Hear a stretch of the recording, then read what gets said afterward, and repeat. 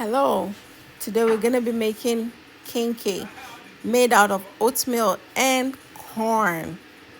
This is very healthy and nutritious. So I fermented flour a few weeks ago for 5 days, and what I did was I fetched half of it into the pot as you see me do right now,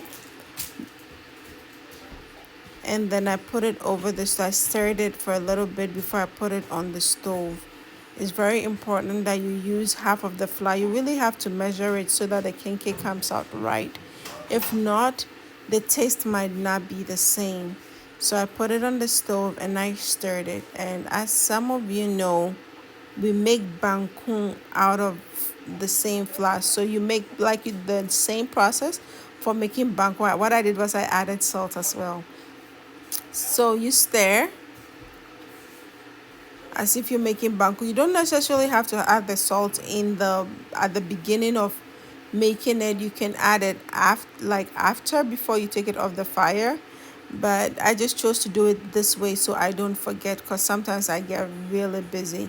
So the more you stir, you're gonna get this thick consistency, okay? And you just keep stirring it until it becomes the way you want it to be.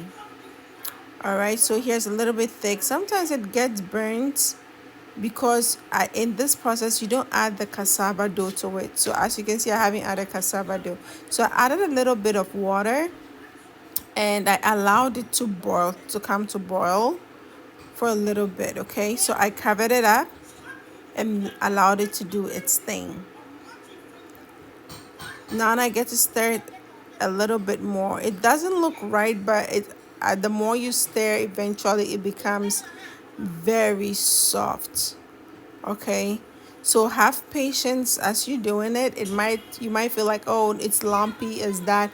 But one thing about KENKY is that when you do it, it becomes very soft for some reason. I don't know the science behind it, but it always comes out very soft. So here, this is what I did. I didn't make my banku super thick. Some people would say why, and that's because I'm going to add it to the corn.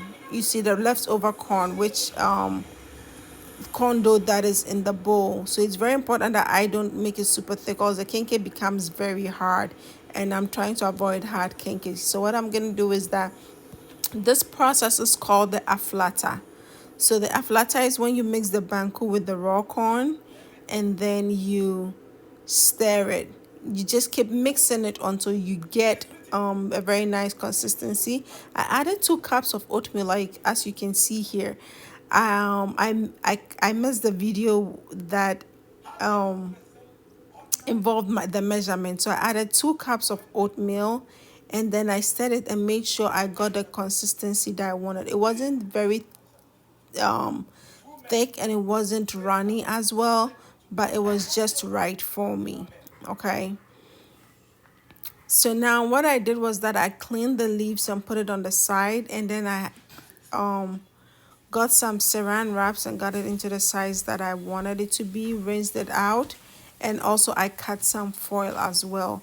The foil is optional, but I choose to use the foil because it holds it in place and gives it a beautiful shape. So what I'm gonna do at this point is that I'm gonna take some of the I'm gonna arrange the leaf and the plastic the way I want things to go. Then I'm gonna take a little bit of the aflata and then put it into the leaf and then fold it. Yes, you can do the KENKY without the leaf, the banana leaf, but I chose to use banana leaves because I miss FANTI KENKY and I wanted some FANTI KENKY. And this came out amazingly, way better than FANTI KENKY. My preference, but some people might not like it, but I really loved it. And you can also do it with the GAN KENKY as well. You know, when you use the corn husk, it comes out great. So there is, like I always say, there is no right or wrong way of doing something. You can literally improve it if you're a good cook, you know. So what I do is I just put it in there and I fold it, so the plastic also helps to hold the banana leaves in place, okay? Because what I'm looking for is the flavor of the banana leaf into the kenke. It gives it this amazing like natural earthy flavor that I really really love. And it's like medicinal as well too. So I really like it. Then I put it in the foil. So this is gonna be the final process before I organize it into the pot. Okay. Try to make all the kenkes the same size, because if you do some bigger and some smaller, they are not gonna cook equally. You want all of them to cook at the same time. So try your possible best to make them the same size. As you can see here, I'm done folding and molding. I'm gonna put it into the pot. Somebody will say, why did you put some of the banana leaf in the bottom since you have it already in foils? It's not a must, but I just love, because I'm used to it, so I just love to do it. But it's not it's a a procedure you can escape. Right now I'm adding some water to it before I put it on the stove, okay? So I made sure that the water was like half of the pot. I'm gonna add a little bit more. Yeah, counting it to make sure that, that I have enough. So I'm gonna put it on the stove and then turn it up on high heat and let it boil, okay? As you can see here, what I do was I put an extra foil to keep the heat in place. So right now the stove is on. It's gonna boil on high. Then as it boils on high, you're gonna reduce it, okay?